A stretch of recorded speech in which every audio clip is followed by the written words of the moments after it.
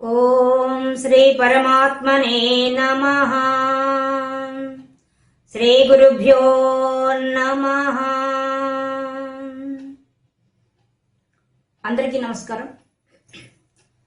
శ్రీమన్నారాయణీయంలో మనం మొదటి దశకంలో మొదటి 5 శ్లోకాలు పూర్తి చేసుకున్నాం. ఈ రోజు 6వ శ్లోకం, 7వ శ్లోకం, 8వ శ్లోకం, 9, 10 5 శ్లోకాలు చెప్పుకుంటున్నాం. ఈరోజు మనకు నారాయణ భట్టతిరి గారు ముందు 5 శ్లోకాల్లో భగవత్ తత్వాన్ని చెప్పుకుంటూ వచ్చి భగవంతుణ్ణి సముద్రంతో పోల్చి ఆయన యొక్క సృష్టి అంతా ఆయనలోంచే వస్తోంది, ఆయనలో నుంచే పుట్టి ఆయనలోనే లయమవుతోంది అనే విషయాన్ని మనకు 5వ శ్లోకంలో చెప్పారు. దాని తర్వాత ఉండే విషయాన్ని మనకు భగవన్ మహిమ గురించి ఇంకా వివరిస్తున్నారు నారాయణ భట్టతిరి గారు 6వ శ్లోకంలో. తత్తే ప్రత్యగ్ర ధారాధర లలిత కళాయావళి కేళికారం లావణ్యస్యైకసారం సుకృతి జనదృశాం పూర్ణ పుణ్యావతారం లక్ష్మీ నిశంకలీలా నిలయనం అమృతస్యంద సందోహ అంతః సించత్ సంచింతకానాం వపుః అనుకలయే మారుతాగారనాథ. అనుకలయే మారుతాగారనాథ. మనకు ఈ శ్లోకంలో నారాయణ భట్టతిరి గారు తన భక్తి భావావేశాన్ని అద్భుతంగా పండిస్తున్నారు. ఈ శ్లోకంలో ఎలా చెప్తున్నారు? ఎత్తుకోవడమే. మారుతాగారనాథ, ఓ వాయుపట్టణంలో వెలసిన ఓ స్వామి అని పిలుస్తున్నారు. పిలవడమే అద్భుతంగా పిలుస్తున్నారు. ఆ వాయుపురం, ఏదా వాయుపురం? ఆ గురువాయుపురం. ఆ పురంలో వెలసిన ఓ స్వామి అని సంబోధిస్తున్నారు. అంటే పట్టణాన్ని మాత్రమే చెప్తున్నారా అంటే అర్థమైంది. అందులో వాయుపట్టణం, గురువుని చేర్చలేదు, ఇక్కడ వాయువుని చేర్చాడు. అంటే మాలోనే ప్రాణశక్తిగా కూర్చున్న ఓ స్వామి అని పిలుస్తున్నారు. పిలిచి ఎట్లా ఉంటుంది ఆయన యొక్క రూపం అనే దాన్ని వర్ణిస్తున్నారు. అది కూడా ఎలా ధ్యానించాలి, ఆ ధ్యానించే రూపం ఎలా ఉంది అని వర్ణిస్తున్నారు. ఎలా వర్ణిస్తున్నారు? తత్తేతే, నీ యొక్క తత్ రూపం. తత్ ఎటువంటిది ఆ రూపం?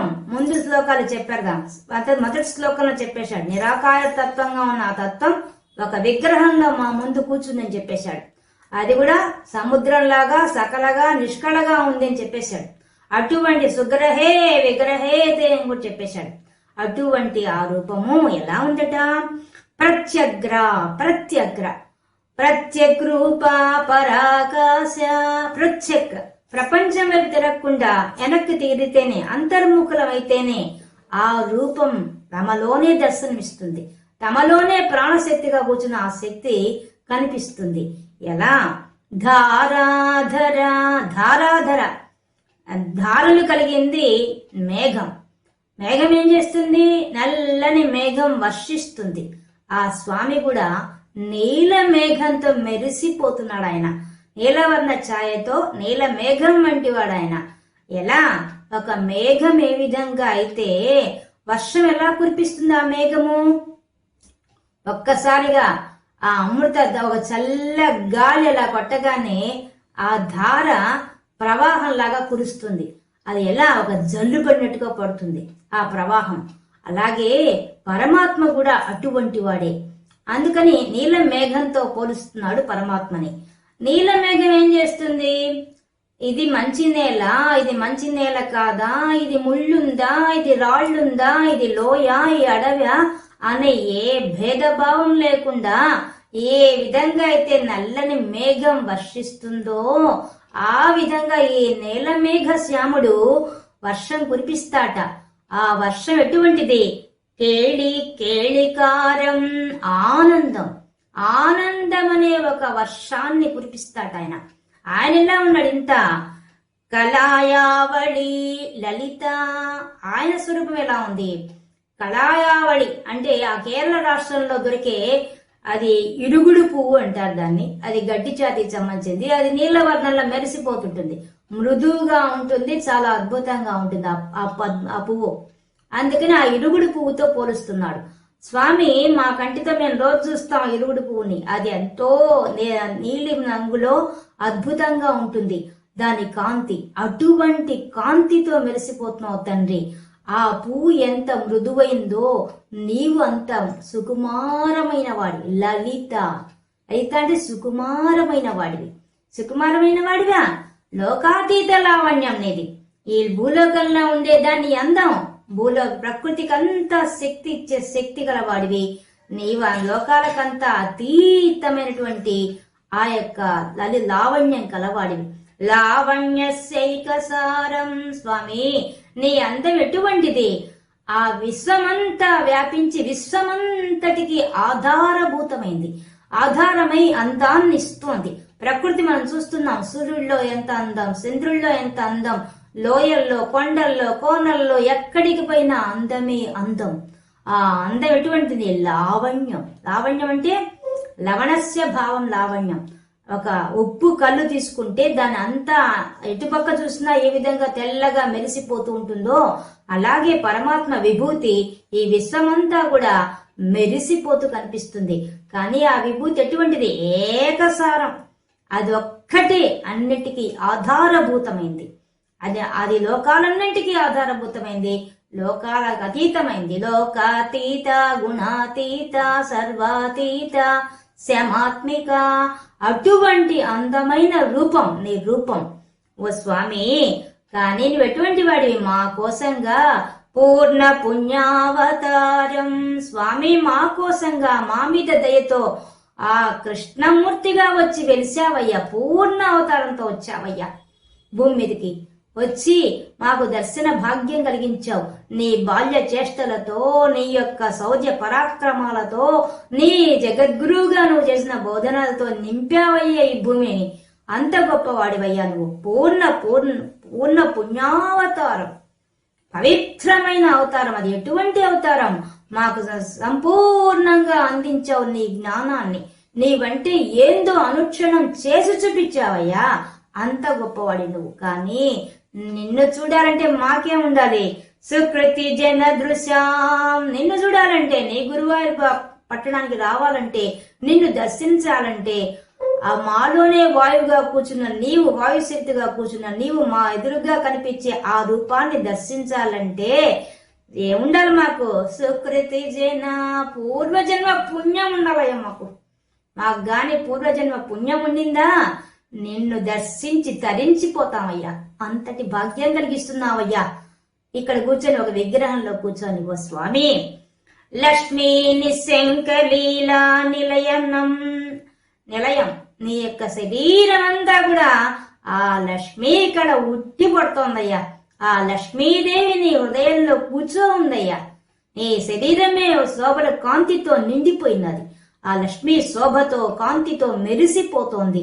అంతేకాకుండా నీ హృదయ స్థానంలో కూర్చొని ఆ లక్ష్మీదేవి మాకు దయను ప్రసాదిస్తోందయ్యా, కురిపిస్తోందయ్యా తల్లి. కానీ అది ఆ విషయం మాకెలా తెలుస్తోంది? మాకు కూడా ఒక నల్లని మేఘం మాలో వర్షం కురిపించాలంటే మాలో భక్తి ఉండాలయ్యా. భక్తిని ఒక చిన్న గాలి వీచిందా ఆ నల్లని మేఘం వర్షిస్తుంది కదా. ఏం వర్షిస్తుంది? అమృత సంద సందోహమంత సంచింతకానం. ఎవరైతే సంచింతకానం, ఎవరైతే భక్తుడే ఆ పిల్ల గాలిలాగా తమలో భక్తిని నింపుకుంటాడో, నీ మీద నీ పట్ల విశ్వాసము నిబ్బే దిక్కును నమ్ముతాడో అలాంటి భక్తుడికి నువ్వెటువంటి వాడివి? ఆ నల్లని మేఘమై ఆ అమృత ధార కురిపిస్తావు. ఏంది అమృత ధార? కేళికారం, ఆనందం అనే ఒక వర్షాన్ని కురిపిస్తావయ్యా. కురిపించి సించిత్ వాడిని తడిపేస్తావు ఆనందంతో. నువ్వు చేసే పది సించిత్ తడిపేస్తావు. ఎక్కడ? అంతః లోపల. లోపల ఎవరైతే ప్రత్యేక రూపంగా ఆలోచిస్తున్నాడో, తమలో తానే చూస్తున్నాడో, నిన్ను మాలోనే ప్రాణవాయువుగా కూర్చొని మా మనసును మా బుద్ధిని నియంత్రిస్తున్న నిన్ను ఎవడైతే ధ్యానిస్తున్నాడో, ఆరాధిస్తున్నాడో వాడికయ్యా నువ్వు ఇస్తావు. ఏమిస్తావు? ఆ అమృత ఆనంద ప్రవాహాన్ని ప్రసరింపజేస్తావయ్యా, దాంతో తడిపేస్తావయ్యా వాణ్ణి. అంత గొప్పవాడి. అటువంటి నిన్ను, అటువంటి వాడిని మా కోసం పూర్ణ అవతారం ఎత్తిన ఓ కృష్ణ పరమాత్మ, ఓ వాయుపురంలో ఉన్న ఓ స్వామి, ఓ గురువాయూరప్ప, నిన్నే అనుకరయే, నిన్నే జానిస్తాను బాపు. అటువంటి శరీరంతో, అటువంటి రూపంతో మాకు దర్శనమిస్తున్న ఓ స్వామి, నిన్నే జానిస్తాను, నిన్నే జానిస్తాను, నిన్నే జానిస్తాను అని వినయంతో, భక్తితో, భక్తి పారవస్యంతో, జ్ఞాన భక్తుడే, పరమ భాగవతోత్తముడై ఆ నారాయణ భట్టతిరి ఆ స్వామి ముందు కూర్చొని ఈ స్తోత్రాన్ని ఇంత అద్భుతంగా చెప్తున్నారు. తర్వాత శ్లోకం. కష్టాతే సృష్టి చేష్టా బహుతర భవ ఖేదావహ జీవభాజాం ఇత్యేవం పూర్ణమాలోచితం అజిత మయా నైవ అద్యాభిజానే నోచేజ్జీవాః కథం వా మధురతరమిదం త్వద్వపుః చిత్రసార్ద్రం నేత్రైః స్తోత్రైశ్చ పీత్వా పరమరస సుధాంభోధి పూరేరమేరన్. ఓ స్వామి, నీవు మా ముందు వచ్చి ఒక విగ్రహంలా కూర్చొని పూర్ణ అవతారం ఎత్తి ఆ అవతారంలో ఉండే మహిమనంతా ఒక విగ్రహంలోనే కురిపిస్తున్నటువంటి ఓ స్వామి, కానీ పూర్వం నేను నీ గురించి తప్పుగా ఆలోచించానయ్యా. మనిషిని కదా, తప్పుగా ఆలోచించానయ్యా స్వామి. ఏం ఆలోచించాను? పూర్వమాలోచితం. నేను చాలా అజ్ఞానంతో ఆలోచించాను స్వామి. నీ గురించి ఎట్లా ఆలోచించానయ్యా నేను? ఏం ఆలోచించాను తెలుసా స్వామి? సృష్టి చేతే నీ యొక్క సృష్టి చేస్తా. ఏమయ్యా ఇలా సృష్టి చేశావు? ఎవరు పుట్టించమన్నారయ్యా మానవుడిగా నిన్ను అని అనుకున్నానయ్యా నేను. ఓ స్వామి, ఈ జ్ఞానం రాకముందు, ఈ ధ్యానం చేయకముందు నేను అనుకున్నానయ్యా నీ గురించి. నేను తప్పుగా అనుకున్నానయ్యా. నేను ఏం ఆలోచించానయ్యా నీ గురించి? నేను ఏం ఆలోచించాను నేను? స్వామి, తే నీ యొక్క సృష్టి చేస్తా. ఏమి సృష్టి అయ్యా ఇది? ఏందిగా సృష్టించావు నన్ను? నన్నెందుకు మనిషిగా పుట్టించావు? నాకెందుకు ఇంద్రియాలు ఇచ్చావు? ఈ ఇంద్రియాలతో ప్రపంచంలో ఉండి ప్రతిదాని వెంట పరిగిస్తున్నదే నా మనసు. ఇలాంటి మనసుని ఇలా సృష్టించావు. అన్నిటికన్నా జీవభాజం. ఏందయ్యా ఈ మనుషుల్ని కలుపుతావు, విడదీస్తావు? ఏంది ఆట? ఏందిది? జీవ భవ భవ భవసాగరంలో తోసావు కదే మమ్మల్ని. పుట్టడం చావడం, పుట్టడం చావడం అనే ఒక భవసాగరంలో ఖేదావహ అమిత దుఃఖభరితమైన దీంట్లో మమ్మల్ని తోసేసావు కదయ్యా అని ఆలోచించాను తండ్రి ఒకప్పుడు.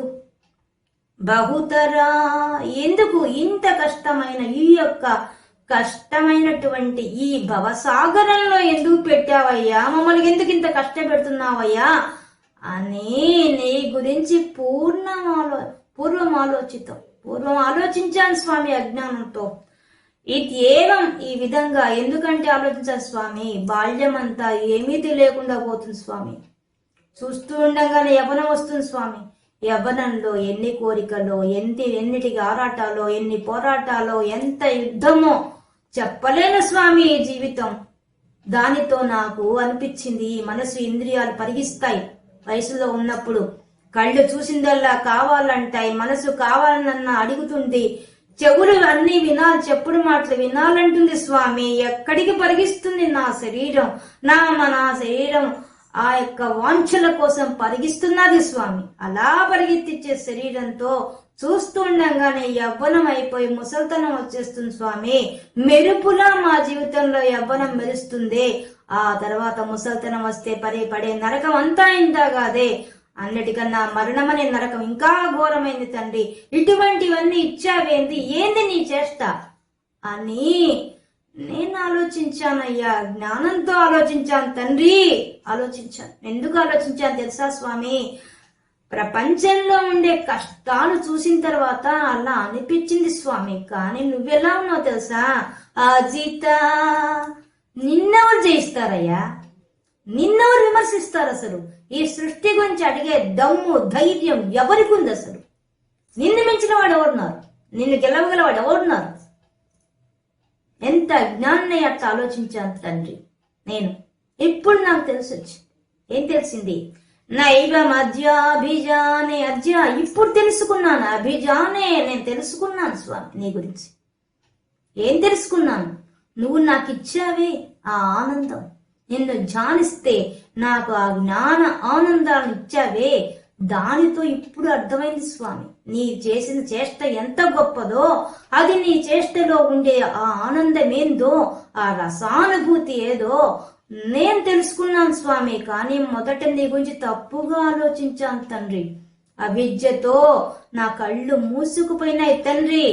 ఈ ఇంద్రియాలు చేసే ఆట చూసి వచ్చుకోలేక నిన్ను నేను తప్పుగా అర్థం చేసుకున్నాను తండ్రి. కానీ నీది మాత్రం సామాన్యమైందిగా తండ్రి. నీ యొక్క చేష్ట, నీ యొక్క లీల అద్భుతం. అద్భుతం ఈ ప్రపంచంలో ఉండేది. నువ్వు పెట్టిందే అద్భుతం. ఈ అద్భుతాన్ని చూడలేని మూర్ఖులం మేము, అజ్ఞానులం మేము తండ్రి. నాకు ఇప్పుడు అర్థమైపోయింది. ఏమర్థమైంది? నో చే జీవా కథం వా స్వామి, జీవితము ఈ శరీరమే ఇవ్వకపోతే ఎంతటి భాగ్యాన్ని కోల్పోయి ఉండేవాళ్ళ. ఈ శరీరానికి ఇంద్రియాలు ఇవ్వకపోతే ఇంకెంతో భాగ్యాన్ని కోల్పోయి ఉండేవాడిని. ఈ శరీరానికి మనసు, బుద్ధి అనేవి ఇవ్వకపోతే ఇంకెంత అదృష్టాన్ని కోల్పోయి ఉండేవాడిని. ఇది కదా నీ చేష్ట, అస్సలు చేష్ట. అప్పుడు అర్థమైందండి. నువ్వెందుకు ఇచ్చావో ఈ శరీరం, ఎందుకు ఇచ్చావంటే నాకు అర్థమైపోయింది స్వామి. ఏమర్థమైంది? మధురతరమిధం, నీవు మధురమైన దాన్ని సృష్టించావు. కానీ మేము ఎక్కడికి పరిగిస్తున్నాం? ప్రపంచంలో అణువు అణువున మధురతరమిధం తద్వపుః, నీ యొక్క శరీరమే విశ్వమంతా వ్యాపించి ఉంది. ఈ విశ్వంలో ఉండేది పరమ ఆనందం తప్ప ఇంకా వేరేది లేదు. కానీ మేము మూర్ఖులం, మేము తెలుసుకోలేకపోతున్నాం. ఇతర జీవులకు లేనంత అదృష్టాన్ని మానవుడికి ఒక్కడికే ఇచ్చావు. ఈ జ్ఞానాన్ని తెలుసుకొని అనుభవించే అదృష్టాన్ని ఇచ్చావు. కానీ మేము ప్రపంచంలో పరిగిస్తూ, ప్రపంచ ఆశల్లో కొట్టుమిట్టాడుతూ, ఆ భ్రమల్లో తిరుగుతూ, ప్రపంచం వెనక వడ్డించే ఒక హస్తం వెనక ఉందనే విషయం మర్చిపోయాం తండ్రి. అది మేం చేసిన తప్పు. మాకు ప్రపంచంలో ఈ ప్రపంచం అనే సుఖాన్ని వడ్డిస్తున్న వాడి వెనక అమృత హస్తం వెనక ఉందనే విషయాన్ని మేం మర్చిపోయాం తండ్రి. గుర్తించలేకుండా ఉన్నాం. మా తల్లి తండ్రి పెట్టే భిక్షనే మేం పట్టించుకోవడంలా. అట్లాంటిది విశ్వానికంతా తిండి పెట్టేవాడివి, విశ్వానికంతా సుఖాన్ని ఇచ్చేవాడివి, నీ అమృత హస్తాన్ని గుర్తించే అంత శక్తి ఎవరికి ఉంటుంది? ఒకవేళ ఉన్నా అది నీ అనుగ్రహంలో రావాల్సింది. అది నీ మీద భక్తి ఉన్నవాడికే వస్తుంది తప్ప అన్యులకు వస్తుందా? అది సాధ్యమా? కాబట్టి నేను ధ్యానించాను కాబట్టి, నీ రూపాన్ని దర్శించాను కాబట్టి, నాలోనే ప్రత్యేక రూపంలో కూర్చొని నేను చూశాను కాబట్టి ఇప్పుడు నాకు తెలిసిపోయిందయ్యా. ఏం తెలిసిపోయింది?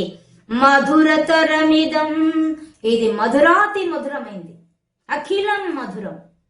ఈ సృష్టి అంతా ఉండేది మధురమే, మధురమే, ఇంకా వేరేది లేదు. ఆనందం తప్ప వేరేది లేదు. మేము ప్రపంచాన్ని చూస్తున్నాం, ప్రపంచంలో అంతా ఉన్న పరమాత్మను చూడలేకపోతున్నాం. మేం చేసుకున్న అజ్ఞానం అది. అది మా తప్పే తప్ప నీ తప్పు కాదయ్యా. నువ్వు అజితుడివే, ఎప్పటికీ జయించిన వాడివే. నువ్వు నిన్ను జయించిన ఎవరితరం కాదు.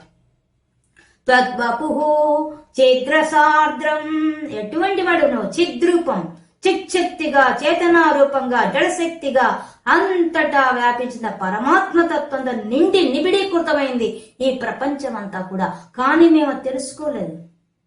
కానీ ఎటువంటిది అది? ఆర్ద్రం, ఆనందం అంతా ఆనంద తడితో నిండిపోయినది. ఆ నీలమేఘ వర్షం నుంచి, ఆ నీలమేఘ శ్యామల్లోంచి వర్షం కురుస్తోంది. ప్రపంచమంతా చిదేక రసరూపిణి. ఆ చిదేక రసమే అంతటా వ్యాపించి ఆ చైతన్యంతో నిండి నిబిడీకృతమైనది విశ్వం అంతా. కానీ ఆ జ్ఞానంతో కళ్ళు మూసుకుపోయి మేం తెలుసుకోలేకపోతున్నాం. కానీ ఎవడైతే నీ తట్టుగా నిన్ను ధ్యానిస్తాడో, ఆరాధిస్తాడో, నిన్నే నమ్ముకుంటాడో వాడికి మాత్రం ఇది ఎటువంటిది తెలుసా తండ్రి? నేత్రై, ఈ కళ్ళతో పొందుతామయ్యా ఆనందం. ఎట్లాంటి ఆనందం పొందుతాం తెలుసా ఈ కళ్ళతో? నువ్వు ఇచ్చిన ఈ కళ్ళు ఎంత అద్భుతమైనవో ఇప్పుడు అర్థమవుతోంది. లోపల చూసే శక్తి ఉంది, బయట చూసే శక్తి మాకుంది. బయట అడుగడుగున అన్ని విభూతులుగా వ్యాపించిపోయిన నీ శక్తిని చూసే శక్తి ఈ కంటికి ఉంది. ఈ కంటికి ఎంత శక్తి ఇచ్చావయ్యా? ప్రపంచం వెంట పరిగెత్తి పరిగెత్తి మేము ఆ పోరాటాల్లో ఓడిపోతున్నాం. కానీ ప్రపంచం అంతా నిండిన నీ పరమాత్మ తత్వాన్ని కంటితో చూసే భాగ్యం కోసమే కళ్ళు ఇచ్చావయ్యా. ఇది మేము తెలుసుకోలేకపోయాం. ఈ అజ్ఞానంతో మొదటి నీ గురించి అనుకున్నాం. కానీ ఇప్పుడు ఈ కళ్ళు చూస్తుంటే ఈ కళ్ళు ఎందుకు ఇచ్చావో, నీ దివ్య మంగళ స్వరూపాన్ని దర్శించే భాగ్యాన్ని కలిగించడం కోసం కళ్ళు ఇచ్చావని ఇప్పుడు తెలిసిందయ్యా. ఇప్పుడు తెలిసింది. ఈ ఇంద్రియాలు ఎందుకు ఇచ్చావు, ఈ దేహం ఎందుకు ఇచ్చావు ఇప్పుడు అర్థమైంది నాకు.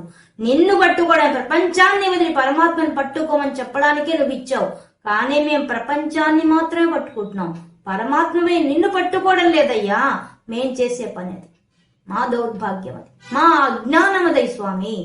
కానీ ఇప్పుడు నేను నేత్రాలతో పొందుతున్న ఆనందం ఉందే, అది అలౌకికమైన ఆనందం. అది ఆ ఆనందాన్ని కొలవడానికి కొలత లేదయ్యా. అది ఆనందమే ఆనందం. మధురాతి మధురం అది, అఖిలం మధురం అది. విశ్వమంతా వ్యాపించిన ఆ ఆనందం ఒక్కటే ఉంది విశ్వంలో, ఇంక వేరేది లేదు. కానీ నాకు అది తెలుసుకోవడానికి అజ్ఞానం వల్ల తెలుసుకోలేక నిన్ను నేను విమర్శించానయ్యా, సృష్టి చేస్తా అని. కానీ ఇప్పుడు నాకు తెలిసిపోయింది తండ్రి. నా కళ్ళు ఇచ్చి నాకెంత ఉపకారం చేశావు. ఈ శరీరం ఇవ్వబట్టే కదా నేను ఇంత బాగా నిన్ను దర్శించే భాగ్యం, నిన్ను ధ్యానించే భాగ్యం, నాలో నిన్ను చూసే భాగ్యం, అంతటా వ్యాపించిన ఆనందమైన స్వరూపాన్ని, ఆ ఆనంద ప్రవాహంలో ఓరలాడే శక్తి, ఆ ప్రవాహంలో తడిసే శక్తి నాకు ఇచ్చావు కదయ్యా. ఈ విషయం తెలుసుకున్నాను తండ్రి. నేత్రై స్తోత్ర ఇచ్చా, నాకు చెవులిచ్చావయ్యా. ఈ చెవులతో పీత్వా తాగుతున్నానయ్యా ఈ ఆనందాన్ని. ఎలా? నా చెవులే దొన్నెలుగా చేసుకుని పట్టుకొని దోసిళ్లతో తాగినట్టుగా తాగుతున్నానయ్యా. పీత్వా తాగుతున్నాను. ఈ ఆనంద అనుభూతిలో ఓరలాడుతున్నాను. పరమ సుధాంభోది పూరే. ఎటువంటిది అది? పరమమైన, దాన్ని మించిన ఆనందం ప్రపంచంలో ఎక్కడా లేదు. పరమాత్మ తప్ప వేరే లేదు ఈ ప్రపంచంలో. ఆ పరమాత్మ ఆనందాన్ని మించిన ఆనందం ఇంకొకటి లేదు. అది ఎటువంటిది? సుధాంభోది, అమృత సముద్రం. అది కూడా ఎలా ఉంది? పూరే, నిండుగా ఉంది. నిండి నిబిడీకృతమైన విశ్వం అంతా. కానీ ఇది మీ అజ్ఞానం వల్ల మానవులు తెలుసుకోలేకపోతున్నారు. కానీ నిన్ను ధ్యానిస్తే కనిపించేది ఆనందం ఒక్కటే. ఆ ఆనందం ఎటువంటిది? పరమైంది, సముద్రం వంటిదయ్యా. దాంట్లో మునకలు వేసి లేస్తే ఉంటుంది రమేరన్. దాంట్లో మునకలు వేసి లేచిన వాడు తేలిపోతాడయ్యా. ఆనందంలో వేస్తా తేలి ఆడిపోతాడయ్యా వాడు. వాడి పొందే ఆనందం అంతా ఇంత కాదయ్యా. ఎటువంటి శరీరం ఇచ్చావయ్యా, ఎటువంటి లోకాన్ని మాకు ఇచ్చావయ్యా, ఎటువంటి ప్రపంచాన్ని ఇచ్చావు, ఎటువంటి జీవభాజం ఇచ్చావు. అందరితో కలిసి ఉండి అందరిలో ఉన్న పరమాత్మను చూసే భాగ్యాన్ని కలిగించావు. ఇంతమంది రూపాలలో, ఇన్ని రూపాల్లో నువ్వు ఒక్కడే ఉన్నావు. కానీ ఈ సత్యం తెలుసుకోవడానికి అజ్ఞానం అడ్డం వస్తోందయ్యా. ఇది తెలియక పూర్వం నిన్ను అనుకున్నాను, ఇది ఆయన సృష్టి ఇట చేశాడు, అందరిని కలుపుతాడు, అందరిని విడదీస్తాడు, ఈ అజ్ఞానంతో కూడా ఇంద్రియాలు ఇచ్చి కూర్చున్నాడు అని నీ గురించి నేను తప్పుగా అనుకున్నాను తండ్రి. కానీ అబ్బో, అజీత నిన్ను జయించేవాడు ఎవరున్నారు? నువ్వు చేసిన చేష్టను చూసి ఎంత విమర్శిస్తే వాడంత అజ్ఞానం ఇంకోళ్ళు లేడు. నువ్వు ఇచ్చిందంత ఉత్త ఆనందం మాత్రమే. అది కూడా నీలమేఘ శ్యాముడవై అంత కురిపిస్తున్నావు. ఆ విషయం తెలుసుకోలేకున్నారు మానవుడు. కానీ ప్రపంచమంతా ఉన్నదంతా ఆనందమే, నీ చైతన్యమే, నీ ఆనందమే నిండి ఉన్నారు తండ్రి. ఇది నాకు అనుభవంలోకి తెచ్చావయ్యా. ఆహా, ఏముందయ్యా నీ యొక్క సృష్టి, అద్భుతం నీ సృష్టి. దీనిలో నేను ఓరలాడుతున్నానయ్యా ఓ స్వామి అని విన్నవించుకున్నారు మన నారాయణ భట్టతిరి గారు. 8వ శ్లోకం. నమ్రాణాం సన్నిధత్తే సతతమపి పురసైర్ అభ్యర్థితానపి అర్ధాన్ కామాన్ అజస్రం వితరతి పరమానంద సాంద్రాం గతిం చ ఇత్థం నిశ్శేషలభ్యో నిరవధిక ఫలః పారిజాతో హరే త్వం క్షుద్రం తం చక్రవాటి ధ్రుమమభిలషతి వ్యర్థమర్ధి వ్రజోయం. ఇంకా చెప్తున్నాడు స్వామి, నేను ఆ నీలమేఘ శ్యాముడివయ్యా, నీవు ఎట్లాంటి వాడివంటే అస్సలు కల్పవృక్షానివయ్యా నువ్వు. హరే పారిజాతం అంటే కల్పవృక్షం. దేవలోకంలోని కల్పవృక్షం. కానీ స్వామి, ఆ కల్పవృక్షం ఎక్కడా, నువ్వెక్కడా? నువ్వు కల్పవృక్షానివయ్యా. మాకు కూడా ప్రపంచం అనే ఒక కల్పవృక్షం ఇచ్చావు. ఈ కల్పవృక్షం ఏం తెలుసా? మేము ఉదయం లేచి ఆరాట పోరాటాలు చేస్తే, యుద్ధం చేస్తే మేము అనుకున్నది పొందడానికి చాలా ఇబ్బంది పడాలి ఈ కల్పవృక్షంలో. కానీ నువ్వో ఆయన మాకు పాపము పుణ్యము చూసుకొని, పుణ్యం ఉంటేనే మేము బతకగలం ఈ లోకంలో. ఈ లోకంలో కాదు, అసలైన ఈ లోకంలో చేసిన పుణ్యాన్ని బట్టి, పాపాన్ని బట్టి స్వర్గలోకంలో కూడా కల్పవృక్షం ఉందయ్యా. మేము ఆ వృక్షం కోసంగా తాపత్రయపడుతుంటాం ఈ భూలోకంలో. కానీ నువ్వు మాకు పాప పుణ్యాన్ని నువ్వే లెక్క పెట్టావు. హరే హరే అంటే పాపాలు హరించేవాడి. మాకున్న పాపాలు కూడా తొలగించి మాకు నువ్వు అసలైన తత్వాన్ని బోధించి మరి తరింపజేసేంత గొప్పవాడివి. కానీ మేమేం చేస్తున్నాం? ప్రపంచం అనే కల్పవృక్షాన్ని ఆశ్రయిస్తాం తప్ప అసలైన కల్పవృక్షమైన పరమాత్మ అనే ఒక కల్పవృక్షాన్ని ఆశ్రయించకుండా ఉన్నామయ్యా. వ్యర్థ మధ్య వేస్ట్ గడిపేస్తున్నాం మేమంతా. అది అడుగుతున్నాం, ప్రపంచాన్ని అడుక్కుంటున్నాం. గాని ప్రపంచమంతా నిన్న ఒక కల్పవృక్షం ఉందని, అది అమృతాన్ని వడ్డిచ్చే ఒక అమృత హస్తం అని, ఆ విషయాన్ని గుర్తించకుండా ప్రపంచం అనే కల్పవృక్షంలో తాపత్రయాలతో కొట్టుకుంటున్నామయ్యా మేము. కానీ నువ్వెటువంటి వాడి? నువ్వు అసలైన పారిజాతాన్ని, అసలైన ఆ కల్పవృక్షాన్ని. ఆ కల్పవృక్షాన్ని నిన్ను పట్టుకోవాలంటే కల్పవృక్షం దగ్గరికి పోతే ఏం చెయ్యాలి? దాని పూజ చేసి, దాని చుట్టూ ప్రదక్షిణ చేసి, దాని యొక్క పై కొమ్మలు మాత్రమే సౌందర్యంలో చెప్తాడు ఆయన, పైనుండేవి చేతులలాగా ఉంటాయి, దాని యొక్క కొమ్మలు అవిస్తాయి కోరిన కోరికలు అని చెప్పాడు. అలాగా మేము తల పైకెత్తి ఆ చుట్టాల కొమ్మను చూసి మా కోరికలు ఇవ్వమ్మా, తీర్చమ్మా అని అడగాలి. అది తీరుస్తుందా? దానికే రక్షణ లేదు ఆ పారిజాత చెట్టుకి. అలాంటిది అది మాకేమిస్తుంది? మా కోరికలు ఏం తీరుస్తుంది అది? కానీ మేము అట్లాంటి వాటిని బాగా నమ్ముకుంటాం గాని నీలాంటి వాడిని నమ్ముకోం అయ్యా మేము. అసలైన కల్పవృక్షాన్ని నిన్ను నమ్ముకోం మేము. నువ్వు ఎటువంటి వాడివి? నమ్రాణం సన్నిధత్తే. నమ్రాణం, నీ వినయంతో ఒక్క నమస్కారం పెడితే చాలయ్యా నీకు. నీకేం చేయక్కర్లేదు. వినయంతో భక్తితో ఒక్క నమస్కారం చాలు నీకు. ఇంకేం అవసరం లేదు. నీకు పెద్దగా ఏం కోరుకో. కానీ సన్నిధత్తే, మాలోనే కూర్చో ఉంటావు. నీ దగ్గరగా సన్నిధత్తే, చాలా దగ్గరగా కూర్చో ఉంటావు. అది ఎలా? పొరహ, మా ముందే ఉంటావు, ఎక్కడా కాదు. ఆ కల్పవృక్షానికన్నా దేవలోకాని పోవాలి. కానీ నువ్వు మా కళ్ళ ఎదుటే, మా చుట్టూ ఉన్నావు, మా లోపల ఉన్నావు, అంతటా లోపల బయట అంతటా ఉన్నావు నువ్వు. కానీ మేము గ్రహించలేకపోతున్నాం తండ్రి. కానీ సన్నిధత్తే, అది కూడా ఎప్పుడు? సతతమపి, ఎల్లప్పుడూ ఉంటావు. ఆ పారిజాత వృక్షమో దానికి కాలం లిమిట్ ఉంది, నీకు దేశకాలాలతో లిమిట్ లేదు. నువ్వు సతతం ఎల్లప్పుడూ దొరుకుతావు. నువ్వు అట్లాంటి కల్పవృక్షానివి. ఇంకా అనభ్యర్థితోనపి, అడక్కపోయినా కూడా కల్పవృక్షం దగ్గర పోయి అడుక్కోవాలి. ఇది ఇమ్మా, అది ఇమ్మా అని కోరికలు అడగాలి. నిన్ను అడగక్కర్లేదు. ఇది పోయ్యా, అది పోయి నన్ను అడగాల. మా మనసులో ఏమనుకుంటే నీకు తెలిసిపోతుంది. ఎందువల్ల మాలో కూర్చో ఉన్నావు కదా ఆత్మగా. నీకు తెలియని ఏమైనా ఉంటే కదా మేము చెప్పడానికి. అభ్యర్థితానపి, నిన్ను అడగక్కర్లేదు. అది కూడా ఏదా అర్థాన్, డబ్బులు అడగక్కర్లేదు, సంపదలు అడగక్కర్లేదు. నేను మాకు అర్హతను బట్టి నువ్వు సంపద ఇచ్చేస్తావు. మేము పుట్టక ముందే మాకు తాగడానికి పాలు మా తల్లి రొమ్ముల్లో తయారు చేసేంత గొప్ప దయామయుడు నువ్వు. నేనేది మేము అడిగేది. ఇంకా మేము పుట్టక ముందే ఒక సైన్యాన్ని, పుట్టిన తర్వాత ఒక సైన్యాన్ని, తర్వాత మాకు అవసరమైన అన్ని ఏర్పాటు చేసిన వాడు, ప్రకృతినిచ్చి అన్ని ఏర్పాటు చేసిన వాడు, పంచభూతాలు ఇచ్చిన వాడు అయ్యా. నీకు నేను చెప్పాలా? ఇది కావాలని అడగాల? మేము అడగక ముందే అన్ని ఏర్పాటు చేసావు. మేము పుట్టక ముందే మాకు అన్ని రెడీ చేసావు. నిన్ను మేము అడిగేది ఇంకా ఈ సంపదలు ఇవైనా అడగాల? నిన్ను అడగక్కర్లేదు. నేను మనస్ఫూర్తిగా ఒక నమస్కారం పెట్టు సార్, నువ్వు అనుగ్రహించేస్తావు. కామాన్, కోరికలు కూడా ఆ కల్పవృక్షాన్ని అయితే పోయి అడుక్కోవాలి. ఈ కోరిక ఉంది చెప్పాలి. నీకు చెప్పాల్సిన అవసరం కూడా లేదు.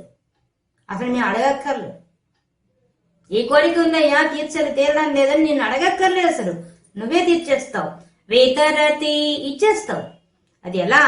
పరమానంద సాంద్రం. పరమ ఆనంద సాంద్రం. ఎటువంటిది అది నువ్వు ఇచ్చేది?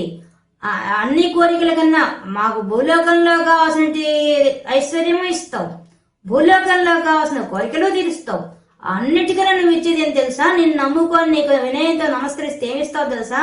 పరమానందం. దాన్ని మించిన ఆనందం ఇంకోట్లేదు. అటువంటి ఆనంద స్థితిని నాకు ప్రసాదిస్తావు. అది కూడా ఎలాగా? సాంద్రం, బాగా దట్టమైన ఆనందాన్ని ప్రసాదిస్తావు. అది కూడా గతించ. అదే గతి. అదేందా గతి? జీవన్ముక్తుని చేస్తావయ్యా. బతికుండగానే మోక్షం సంపాదిస్తాం. ఎప్పుడో మరణించిన తర్వాత వచ్చేది కాదు మోక్షం. నేను బతికుండగానే నాకు ఆనందం ఇచ్చి ఆ ఆనందంలో మోక్షాన్ని ఇస్తావయ్యా. అటువంటి వాడి నువ్వు. నిన్ను మేము అడగక్కర్లేదు, ఇది కావాలి అది కావాలి ఇది చెయ్యి. ఆ కల్పవృక్షం మోక్షం ఇవ్వలేదు, జీవన్ముక్తుని చేయలేదు. దానివల్ల కాదు. ఆ కల్పవృక్షం అటువంటిది. కానీ ఈ కల్పవృక్షమో ఎటువంటిది? మాకు బతికినంత కాలం ఇహలోకాల్లోనూ సుఖం ఇస్తుంది, పరలోకానికి కావాల్సిన గతి కూడా ఏర్పాటు చేస్తుంది. అటువంటిదయ్యా, అటువంటి కల్పవృక్షం నువ్వు. ఇత్తం, ఈ విధంగా నిశేష లభ్యో, శేషం మిగులు అనేది లేకుండా ఇచ్చేస్తావయ్యా.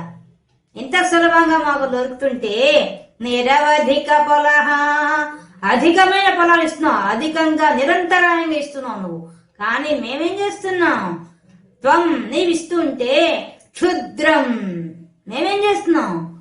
అల్పమైన వాటి కోసం పరిగిస్తున్నాం. ప్రపంచంలో ఉండే ఈ కల్పవృక్షాలు పట్టుకొని ఇక్కడుండే సుఖాల కోసంగా, ఆ పైలోకాలకు పోవడం కోసంగా, ఆ స్వర్గలోకానికి పోవడం కోసం ఏర్పాటు చేసుకొని స్వర్గలోకానికి పోయి అక్కడేం చేస్తున్నాం? చక్రుడు అంటే ఇంద్రుడు. ఇంద్రుడి యొక్క వాటి, ఆయన ఉద్యానవనంలో ఉండేటువంటి ద్రుమం, ఆ కల్పవృక్షం, దాన్ని పట్టుకొని అభిలషతి కోరుకుంటున్నాం.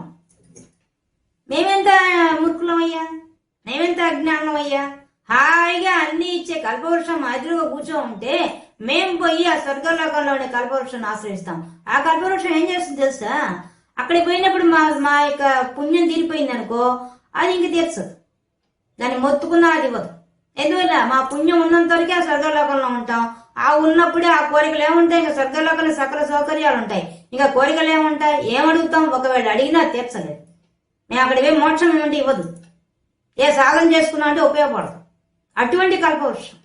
కానీ నువ్వు అటువంటి వాడు. వ్యర్థమద్ది వ్రజయం, అటువంటి దాని వెంట పడుతున్నాం అయ్యా. మేమెంత అనుకూలమయ్యా, ఎంత అజ్ఞానమయ్యా. వ్యర్థం, వేస్ట్ గా చేస్తున్నాం పనులు. క్షుద్రమైన ఆ కల్పవృక్షం కోసంగా ఇక పాప పుణ్య కార్యం చేసుకొని ఆ స్వర్గలోకానికి పోయి అక్కడుండే కల్పవృక్షాన్ని అడుగుతున్నాం. ఈ ప్రపంచం అనే కల్పవృక్షాన్ని వడ్డించి మా ముందు కూర్చోబెట్టి ప్రపంచమంతా వ్యాపించిపోయిన నీ గురించి పట్టించుకోకుండా పరమాత్మగా కూర్చొని నువ్వే కల్పవృక్షమై మాకు వడ్డిస్తూ ఉంటే ఆ అమృత హస్తాన్ని అసలు చూడడం లేదు. మేమెంత అజ్ఞానం అయ్యా. ఎలా ఉన్నాం మేము? కనీసం నువ్వు ఎటువంటి వాడివో ఏది కూడా ఆలోచించకుండా కాలం గడిపేస్తున్నాం. వ్యర్థం, వేస్ట్ గా గడిపేస్తున్నాం. అయినా ఆ కల్పవృక్షాన్ని, ప్రపంచం అనే కల్పవృక్షాన్ని నమ్ముకొని కూర్చో ఉన్నాం. ఇది మేం చేసే పని. ప్రపంచంలోనే కూర్చున్న ఒక ప్రపంచాన్ని వడ్డించిన వాడు ఒకడున్నాడు, వాడి యొక్క వెనక వాడున్నాడు ఆధారభూతంగా అనే విషయం మేము గమనించడం లేదు. అది తెలుసుకోకుండా పుణ్యకార్యాలు చేసి పైలోకాలకు పోదామా, స్వర్గలోకానికి పోదామా, స్వర్గం అనుభవిస్తామనే ఆలోచనతో ఉండి అక్కడుండే కల్పవృక్షాన్ని, అశాశ్వతమైన ఆ కల్పవృక్షాన్ని ఆశ్రయిస్తున్నాం. అశాశ్వతమైన ప్రపంచాన్ని ఆశ్రయిస్తున్నాం. గాని పరమాత్మవై నిన్ను మాత్రమే పట్టించుకోండా. పరమాత్మ అనే ఒక కల్పవృక్షాన్ని మాత్రం ఆశ్రయించడం లేదయ్యా. ఇది కానీ నిన్ను ఆశ్రయించడం చాలా సులభం. నీకు వినయంగా నమస్కరిస్తే చాలు, నువ్వు అనుగ్రహించేస్తావు. కానీ మేమేం చేస్తున్నాం? ఆ పని ఒక్కడ చేయడం లేదు.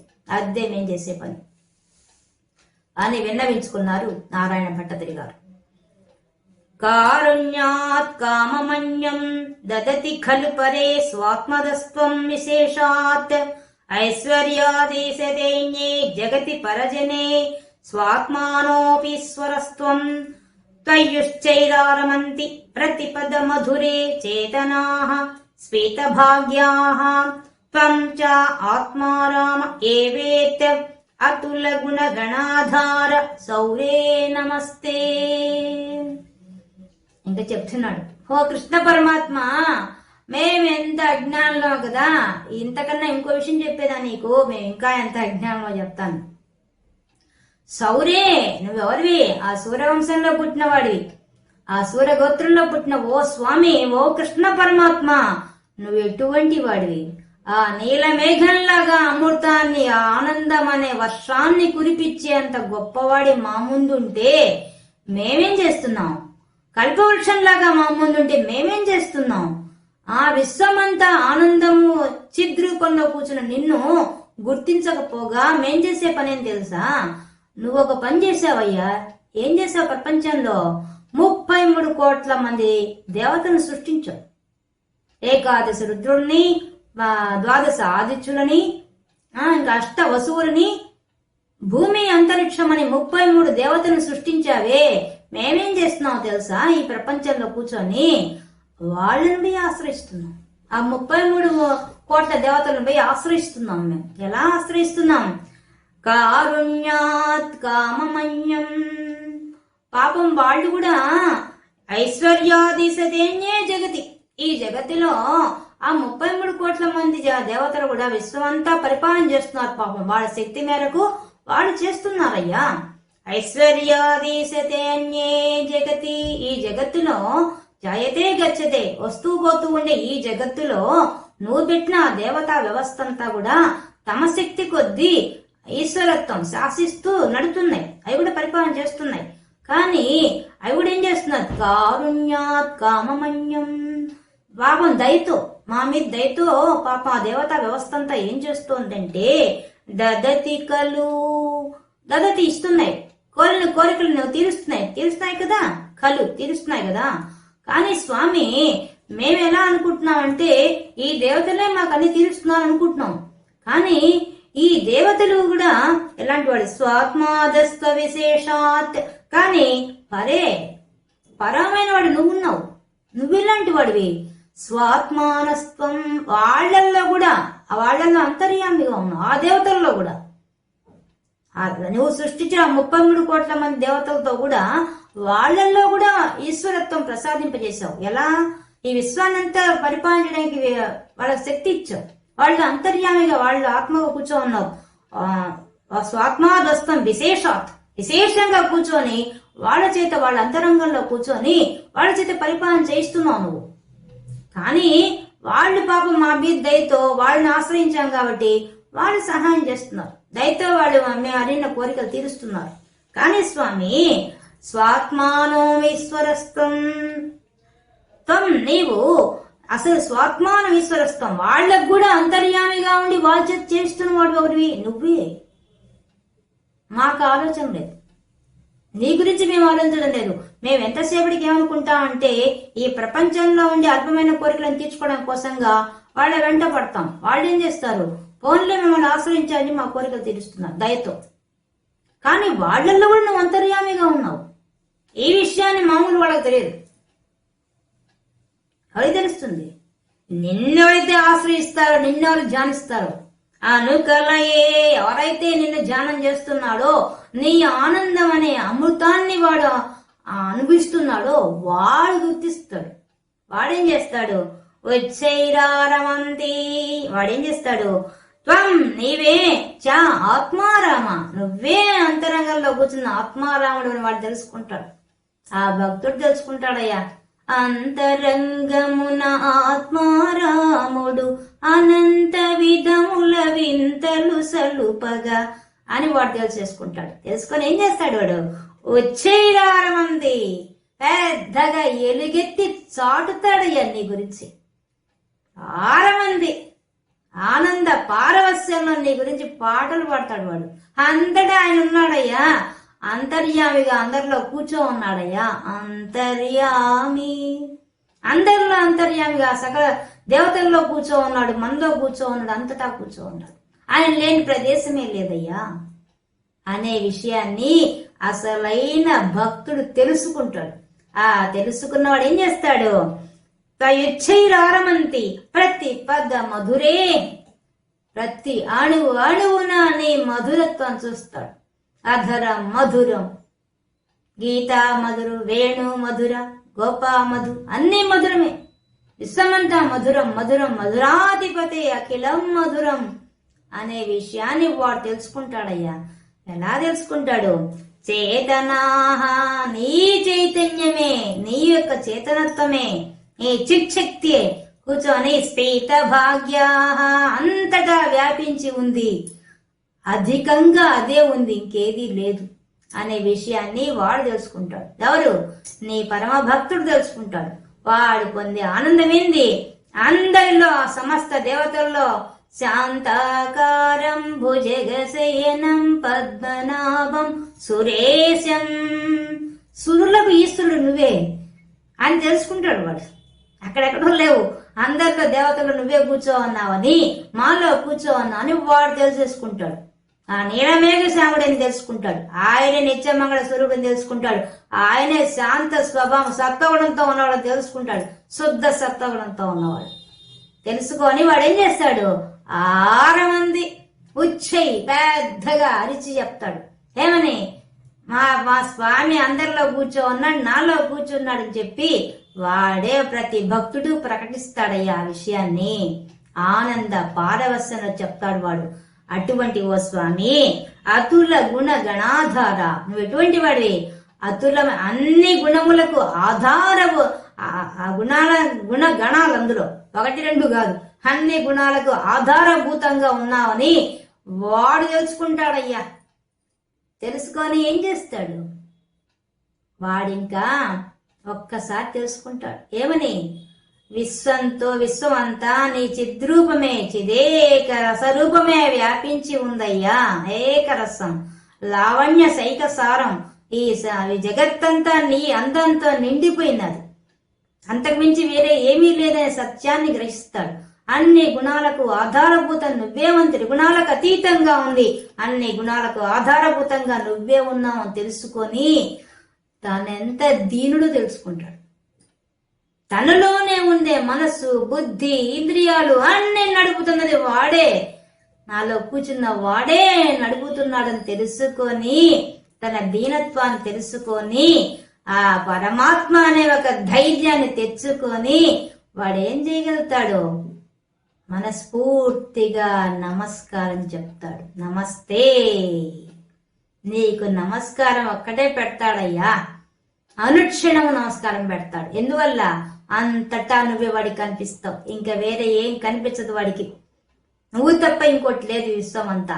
ఈ సత్యాన్ని వాడు గ్రహిస్తాడు. గ్రహించిన వాడు ఏం చేస్తాడు? ఈ శరీరము నాది కాదయ్యా, నీదయ్యా. ఆ నీల మేఘం అమృత ఆనందం అనే అమృతాన్ని కురిపించి తడిపేసిందయ్యా నా మనసుని.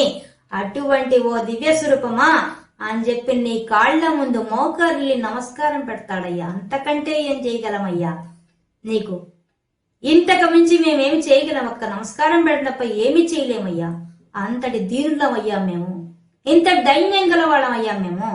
కాబట్టి ఇదొక్కటే మేం చేయగలం తండ్రి, నీకు పెట్టగలిగిన నమస్కారం ఒకటే తండ్రి, స్వీకరించు అని అద్భుతంగా చెప్పారు ఈ శ్లోకాన్ని. ఇక చివరి శ్లోకం, ఇది ఇంకా అద్భుతం. అసలు చెప్పాల్సింది భగవంతుడంటే ఏందో తెలుసుకోవాల్సింది అసలైన శ్లోకం ఈ 10వ శ్లోకం. అద్భుతంగా చెప్పాడు 10వ శ్లోకం. దీంట్లో చెప్తున్నది 10వ శ్లోకంలో ఆ పరమాత్మ భగవంతుడు అంటే ఏందో చెప్పబోతున్నాడు.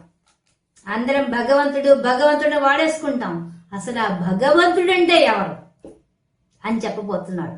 తాను చెప్పే భాగవతంలో భగవంతుడు ఎలా ఉన్నాడు, ఆ భగవంతుడు అంటే అర్థమేంది అనే విషయాన్ని మనకి ఈ 10వ శ్లోకంలో వివరించబోతున్నారు నారాయణ భట్టతిరి గారు. ఎంత అద్భుతంగా చెప్పారంటే అంత అద్భుతంగా చెప్పారు. ఇప్పటిదాకా భగవన్ మహిమ అని చెప్పి అసలు భగవంతుడు అంటే ఏందో నిర్వచనం చెప్పేస్తున్నాడు ఈ శ్లోకంలో. అది నారాయణ భట్టతిరి అంటే. భగవశ్శబ్ద ముఖ్యాశ్రయోసి, స్వామి భగవత్తుడు అనే పదానికే నువ్వు నిర్వచనమయ్యా. నువ్వు సాక్ష్యం, సాటి లేనివాడి నువ్వు ఒక్కడివే. మురహరా, ఎవరు నువ్వు? ఆ మురాసురుని హరించిన వాడివి, ఆ మురాసురుడిని రాక్షసుడిని సంహరించిన వాడివి. ఎందుకు ఆ మురాసురుడి కథ చెప్తున్నాడు ఇక్కడ? ఆ పదం ఏదో తీసుకొచ్చాడు. ఏ పదం పెట్టినా అద్భుతంగా పెడుతున్నారు నారాయణ భట్టతిరి గారు. ఆ మురాసురుడు అనే రాక్షసుడు వాడు వరం పొందాడు. ఎవరైతే తన హృదయ స్థానంలో ఇటు చేయబెడతారో వాళ్ళంతా మరణిస్తారు. ఏది పెట్టినా వాళ్ళు మరణిస్తారు. వాడు యుద్ధానికి వస్తే వాడు మరణిస్తారు. అలాంటి వర్ణం ఉంది. అందువల్ల వాడు అందరి మీద యుద్ధం ప్రకటించాడు. ఎవ్వరు వాడితో యుద్ధం చేయలే. ఎందుకు? వాడి దగ్గరికి పోతే అందరు చచ్చిపోతారు. కాబట్టి వాడు ఏం చేశాడు, ఎవరితో వాడికి ఏం బాగా బలం ఎక్కువగా ఉంది, ఎవరితో యుద్ధం చేయడం, ఎవరు యుద్ధం ముందుకు రావడం లేదు. అందుకని వాడు ఏం చేస్తాడంటే అప్పుడు రఘు మహారాజు జరిగిపోతాడు. నీతో యుద్ధం చేస్తాను రెచ్చగొడతాడు. రఘు మహారాజు యుద్ధం చేయడం సిద్ధపడుతుంటాడు. పాప ఆయన వరం సంగతి తెలియదు. పక్కనే వశిష్ఠుడికి తెలుసు. వెంటనే వశిష్ఠుడు నువ్వు ఆగు అని చెప్పి, నాయన మరణాన్ని ప్రసాదించేవాడు ఆ యమధర్మరాజు, నువ్వు ఆ యమధర్మరాజుతో యుద్ధం చేయి. మేమంతా అల్పులం, మేమందరం మరణించేవాళ్ళం, మాకు మరణం ఇచ్చేవాడు ఆ యమధర్మరాజు, ఆయనతో పోయి యుద్ధం చేయని చెప్తాడు. వాడు ఆ మురాసురుడు వెంటనే యమధర్మరాజు వేసి, నువ్వు చేసి ఈ పని ఆపు, నువ్వు మరణాలు ఇవ్వడానికి వీల్లేదు, నాతో లేకపోతే యుద్ధం చేయమంటాడు. అప్పుడు ఆయన ఏం చెప్తాడు, అయ్యా నాకేమి శక్తి లేదు, దీంట్లో నాకేమి అధికారం లేదు, ఈ అధికారం అంతా దీని వెనక ఇంకో ఆయన ఉన్నాడు, ఆయన విష్ణుమూర్తి, ఆయనే చెప్తే నేను చేసేవాడిని, నీకంతగా యుద్ధం చేయాలంటే ఆయనతో పోయి యుద్ధం చేయని చెప్తాడు. అవునా, పోయి ఆయనతో యుద్ధం చేస్తాను బయలుదేరుతాడు. పోతూ ఉంటే నారదుడు కనిపిస్తాడు. ఎక్కడికి పోతున్నావు అంటాడు. ఆ వైకుంఠానికి పోతున్నాను విష్ణుమూర్తితో యుద్ధం చేయడానికి అంటాడు. విష్ణుమూర్తి అక్కడ లేడయ్యా, ఇప్పుడు భూలోకంలో కృష్ణ అవతారం ఎత్తి కూర్చోన్నాడు, అక్కడికి పో అని చెప్తారు.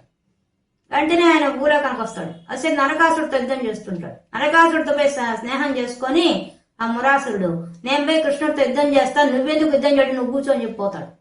పోయేసరికి కృష్ణ పరమాత్మ తెలుసుగా, వాడి వరం ఏదో తెలుసు.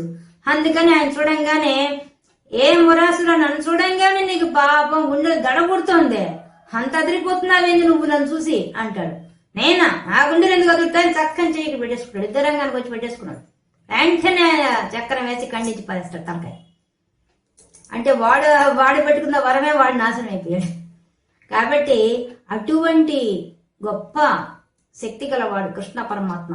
అటువంటి కృష్ణ పరమాత్మ తన లీలల ద్వారా తన భాగవతం మొత్తంలో తన భగవంతుడు నిరూపించి చూపించాడు. అందుకనే భగవద్గీతలో భగవాను వాచ ఉంటుంది కానీ కృష్ణ వాచ అని ఎక్కడ ఉండదు. భగవాను వాచ అనే ఉంటుంది మనకి. ఎందువల్ల ఆ భగవంతుడు అనే పదాన్ని ఆయన చేసి చూపించాడు భాగవతంలో. దాన్ని ఇప్పుడు మనకు వర్ణించబోతున్నారు నారాయణ భట్టతిరి గారి శ్లోకం ద్వారా.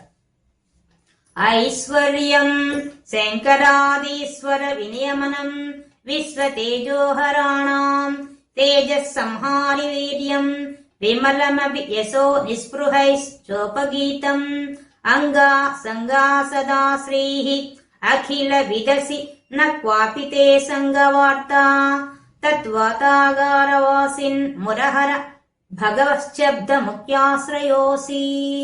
ఓ స్వామి, భగవంతుడు అనే ఒక శబ్దమే నిన్ను ఆశ్రయించుకోందయ్యా.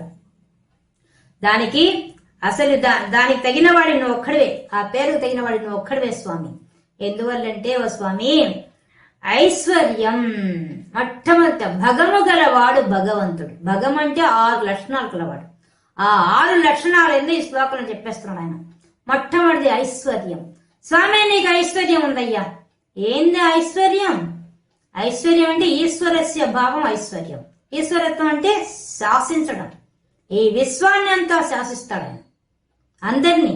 ఎవరిని? శంకరాదీశ్వర వినియమనం.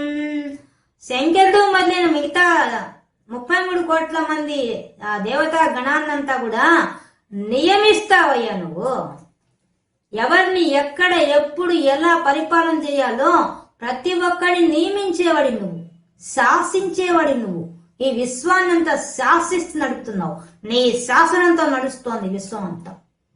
కాబట్టి అటువంటి ఐశ్వర్యం కలవాడి ఓ స్వామి, నీకు మొట్టమొదటి గుణం ఏముంది? భగములో మొదటిగా 6 లక్షణాల్లో 1 లక్షణం ఏంది? ఐశ్వర్యం ఉన్నది. ఈ ఐశ్వర్యం ఎలా ఉంది? విశ్వాన్నంతా శాసిస్తోంది. నువ్వు చెప్పినట్టు నీ శాసనాన్ని ధిక్కరించే వాళ్ళు ఎవ్వరు లేరు విశ్వంలో. అటువంటి వాడివి. విశ్వ తేజోహరాణం తేజస్ సంహారి వీర్యం. నీ 2వ లక్షణం వీర్యం. ఆ వీర్యం ఎటువంటిది? నీ పరాక్రమం. వీర్యం అంటే పరాక్రమం అంటే ఏంది? ఇద్దరంగానే పోతారు, అవతల వాళ్ళు బాగా దెబ్బతీస్తారు, వీళ్ళకి ఒక్క దెబ్బ కొడతారు, అది వీర్యం అంటే. అలాంటి వాడు అటువంటి పరాక్రమం అది. అటువంటి వాడి నువ్వు. ఎట్లాంటి వాడివి? విశ్వ తేజోహరాణం. విశ్వంలో తేజంలో కూడా హరించే వాళ్ళలో కూడా వాళ్ళని నాశనం చేసి పాలిస్తావు. అంటే ఎంతో మంది రాక్షసులు వచ్చారు, మనకు దేవతా వ్యవస్థలను త్రిలోకాలను జయించారు, కానీ ఆ త్రిలోకాన్ని జయించిన వాడు పోయి విష్ణుమూర్తి చంపేస్తుంటాడు. ఇది జరిగింది. కాబట్టి అంత ఆదిత్యం సంపాదించాలని వాళ్ళు విర్రవీగుతుంటారు. కానీ వాళ్ళందరినీ కూడా సంహరించేది ఎవరు? నువ్వే. కాబట్టి ఓ స్వామి నువ్వేం చేస్తున్నావు?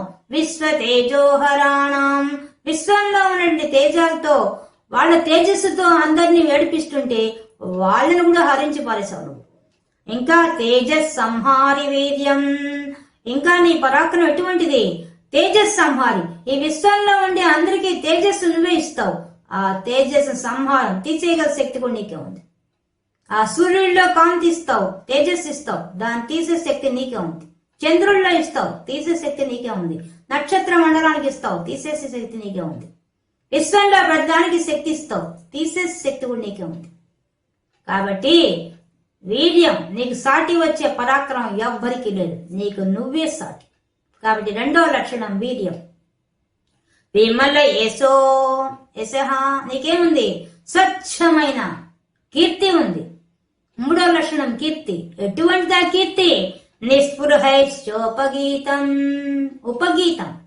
నిస్పృహై, స్పృహ లేనివాడు, కోరికలు లేనివాడు, విరక్తి చెందినవాడు, వైరాగ్యంతో ఉన్నవాళ్ళు, అటువంటి వాళ్ళకు కూడా వాళ్ళు కూడా నిన్ను కీర్తిస్తారు. అంటే ఏదైనా కోరిక ఉంటే కదా అందరిని పోయి నువ్వు అంతటి వాడి ఇంతటి వాడిని పొగుడతారు. కీర్తించడం అంటే పొగడడం కదా. అలా అందరు పొగడరు, అలా అందరు పొగుడతారు. కానీ వైరాగ్యం చెందిన వాళ్ళు పొగడాల్సిన అవసరం లేదు. ఎవరు? ఆ సనక సనందాది ఋషులంతా. వాళ్ళకి అవసరం లేదు, వాళ్ళకి ఏ కోరికలు లేవు. వాళ్ళు ఎందుకు వచ్చి కీర్తించాలి? కానీ వాళ్ళు కూడా నిన్ను కీర్తిస్తున్నారు. ఈ మూడో లక్షణం కీర్తయ్యా. ఏ కోరికలు లేనటువంటి ఆ సనకాది ఋషులు చూడు నేను స్తోత్రం చేస్తున్నా. అది ఎలా? వేదాలు ఘోషిస్తున్నాయి నీ గురించి, పురాణాలు ఘోషిస్తున్నాయి నీ గురించి, సమస్త వాంగ్మయం నిన్ను కీర్తిస్తోందయ్యా. నీ కీర్తికి సాటి వచ్చేవాళ్ళు ఎవరు? కాబట్టి మూడో లక్షణం కీర్తిగా కలిగి ఉన్నావయ్యా. అంగాసంగా సదాశ్రీ, ఇంకా సంపద, ఆ లక్ష్మీదేవి. ఆ సంపద నీకు ఉన్న సంపద ఎవరికి? ఆ లక్ష్మీదేవి నిన్ను నివాసంగా అంగాసంగా నీ శరీరం మొత్తం ఆవరించి కూర్చోంది, నీ హృదయ స్థానంలో కూర్చోంది ఆ సంపద. ఆ సంపద మించి ఇంకోటే ఉంది. నువ్వు అందరికీ సంపద ఇవ్వగలవాడి, దయతో కురిపించగలవాడివి. సంపద నీ చేతిలో ఉంది, సంపద అధికారి నువ్వు. అటువంటి ఓ స్వామి ఆ సంపద లక్ష్మి ఆమె నీ వక్షస్థలంలో కూర్చో ఉంది. కాబట్టి నీకు ఈ లక్షణం కలిగి ఉన్నావు. నువ్వు మొట్టమొదటి ఐశ్వర్యం, వీర్యం, యశస్సు, సంపద, 4 లక్షణాలు చెప్పేశాడు. తర్వాతది అఖిల విదసి, ఇంకా నీకు తెలియందంటూ లేదయ్యా. తెలుసుకో, అన్ని తెలుసు నీకు. నువ్వు సర్వజ్ఞుడు, నీకు తెలియందేముంది? ఈ విశ్వంలో ఈచ్ అండ్ ఎవరీ బిట్ నీకు తెలుసు. విశ్వానికి అతీతంగా ఉన్నావు, విశ్వంలో ఉన్న ప్రతి అంశం నీకు తెలుసు. నీకు తెలియని విషయం అంటే అసలు ఏం లేదు. కాబట్టి అఖిల విదసి, అన్ని తెలుసు. కాబట్టి నువ్వెవరివే? జ్ఞానం కలవాడు, సర్వజ్ఞుడివి. 5వ లక్షణం. ఇంకా నా క్వాపితే సంగవార్త, సంఘం లేదయ్యా నీకు, అటాచ్మెంట్ లేదు. ఇంత సృష్టిలో నువ్వే ఉన్నావు, అందరిలో నువ్వే కూర్చో ఉన్నావు, అంతటా నువ్వే వ్యాపించున్నావు, అందరికీ శక్తి ఇస్తున్నావు, అన్ని చేస్తున్నావు. కానీ అన్ని సంపదలకు మూలమైన వాడి నువ్వే. కానీ దాంట్లో అటాచ్మెంట్ లేదు, రాగద్వేషాలు లేదు, నీకేదంత సంబంధం లేదు. వైరాగ్యం ఉంది నీకు. నీలో నుంచి సృష్టి బయటకు వస్తోంది, నీలోనే కలిసిపోతోంది. కానీ నువ్వే మాటకి అంటకుండా ఉన్నావు. సంఘవార్త, సంఘం లేదు నీకు, అటాచ్మెంట్ లేదు. కాబట్టి వైరాగ్యం, ఈ 6 లక్షణాలతో ఉన్నావయ్యా. ఏమన్నావు? ఐశ్వర్యం, వీర్యం, యశస్సు, సంపద, జ్ఞానం, వైరాగ్యం. ఈ 6 లక్షణాలు కలిగి ఉన్నవాడు భగవంతుడు. ఈ 6 లక్షణాలు నీ కలిగి ఉన్నాయ్యా. కాబట్టి తత్వాతాగారవాసిన్, కానీ ఎక్కడున్నావు నువ్వు? అటువంటి వాడివి. మా కళ్ళ ముందు వచ్చి ఆ యొక్క గురువాయూరు పట్టణంలో కూర్చొని మాకు దర్శనం ఇస్తున్నావయ్యా. ఈ 6 లక్షణాలు విశ్వం అంతా వ్యాపించి కూర్చోబెట్టుకుని నీవు మా ముందు ఒక రూపంగా వచ్చి నిలబడ్డావయ్యా. అటువంటి నీవు భగవంతుడు అనే పదానికే నిర్వచనంగా ఉన్నావయ్యా, ఆశ్రయస్థానంగా ఉన్నావయ్యా. అటువంటి ఓ స్వామి నీకు నమస్కరించు తప్ప ఇంకేం చేయగలం మేము? నీకు నమస్కరిస్తాం, అది కూడా నమ్రాణం, వినయంతో నమస్కరిస్తాం. ఇంతకంటే ఏం చేయగలం స్వామి అని ఈ దశకాన్ని భగవంతుడు అయిన నిర్వచనం చెప్తూ పూర్తి చేశారు నారాయణ భట్టతిరి గారు. ఎన్ని విషయాలు చెప్పారు ఈ 10వ అధ్యాయం 10 శ్లోకాలలో.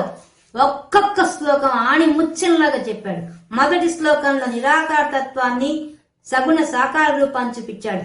తర్వాత 2వ శ్లోకంలో ఎవరిని పట్టుకోవాలి, ఆ ఆకార రూపంలో ఉన్న ఆ భగవంతుడిని ఆశ్రయించాలని చెప్పాడు. 3వ శ్లోకానికి వచ్చేసరికి త్రిగుణాతీతమైన ఆ శక్తి ఆ వ్యాసుడు చెప్పిన దానికి సాక్ష్యంగా నిలిచి చెప్పాడు. 4వ శ్లోకంలో సకల నిష్కళ రూపాలతో సముద్రంలాగా ఉన్నాడు వర్ణించాడు. 5వ శ్లోకంలో వచ్చి ఆయనే సృష్టి చేస్తూ ఆ సృష్టి తనలో కలుపుకుంటున్నాడని చెప్పాడు. 6వ శ్లోకానికి వచ్చేసరికి ఆయన నీలమేఘ శ్యాముడై ఆ ఇరుగుడు పుష్పం వల్లే లావణ్యానికి ఏకసారంగా విశ్వమంతా వ్యాపించే చైతన్య ఆనంద స్వరూపమని ధ్యానించే వాళ్ళ మనసుల్లో ఆ నీలమేఘమై అమృతాన్ని కురిపిస్తాడని చెప్పాడు. 7వ శ్లోకానికి వచ్చేసరికి సృష్టి చేష్ట గురించి తప్పుగా అనుకున్నానయ్యా, నీ సృష్టి చాలా గొప్పదయ్యా అని చెప్పాడు. 8వ శ్లోకానికి వచ్చేసరికి ఆయన కల్పవృక్షంలాగా ఎలా ఉన్నాడో చెప్పాడు. 9వ శ్లోకానికి వచ్చేసరికి అందరి దేవతలలో కూడా కూర్చో ఉన్నాడు నేనని చెప్పాడు. ఉన్నామని ఆయన పొగిడి చెప్తున్న నారాయణ భట్టతిరి. 10వ శ్లోకంలో ఇంకా భగవంతుడు అని నిర్వచనం చెప్పేశాడు. ఈ విధంగా భగవన్ మహిమ అనే విషయాన్ని ఈ 10 శ్లోకాలలో అత్యద్భుతంగా ప్రతి ఒక్కరు చదువుతుంటేనే, ఒక్కొక్క శ్లోకాన్ని భావిస్తూ చదివితేనే మనమే ఆనంద పారవశ్యంలో మునిగిపోయే రకంగా ఒక్కొక్క శ్లోకాన్ని భక్తిగా చదివితే కన్నీళ్లు వచ్చే రకంగా రచించారు. అద్భుతంగా రచించారు నారాయణ భట్టతిరి గారు. కాబట్టి ఈరోజు మనం మొదటి దశకంలో ఉండే మిగతా 6, 7, 8, 9, 10 శ్లోకాల్లో ఉండే విశేషాంశాలు తెలుసుకున్నాం. ఇటువంటి భాగ్యాన్ని కలిగించినటువంటి ఆ నారాయణ భట్టతిరి గారికి, ఆ గురువాయూరప్ప స్వామికి ప్రత్యేకమైన కృతజ్ఞతలు చెప్పుకుంటూ సర్వత్ర గోవింద నామ సంకీర్తనం గోవింద గోవింద.